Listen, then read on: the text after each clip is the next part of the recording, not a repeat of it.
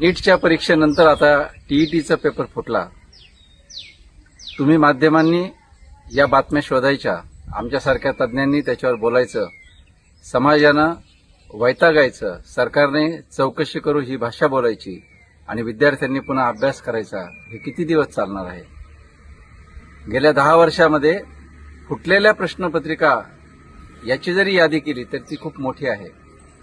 नीटच्या बद्दलचं frustration अजून दूर न होताना हा पुन्हा नवा प्रकार समोर आलेला आहे. याच्यामधून एकूणच परीक्षा पद्धतीवरचा समाजाचा, विद्यार्थ्यांचा विश्वास उठतोय.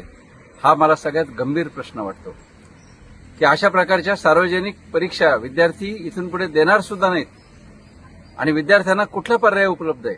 आज सर्व प्रकारची नोकर भरती बंद आहे. कधीतरी अशा प्रकारची शिक्षक भरतीची संधी म्हणून तरुण मुलं टीईटी देत आहेत आणि त्याच्यामध्ये सुद्धा अशा प्रकारचे जर पेपर फुटणार असतील तर कशावर विश्वास ठेवायचा मुलांनी? स्पर्धा परीक्षा एवढं एकच फक्त आज माध्यम तरुण मुलांसाठी उपलब्ध आहेत आणि त्याच्यात सुद्धा अशा प्रकारचे गैरव्यवहार होत असतील आणि सर्वात संतापजनक प्रकार हा की याच्यामध्ये कुणालाही जबाबदार धरलं जात नाही.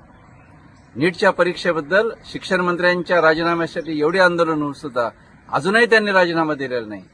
कुणावर तरी जबाबदारी नक्की करायची, चौकशी करायची.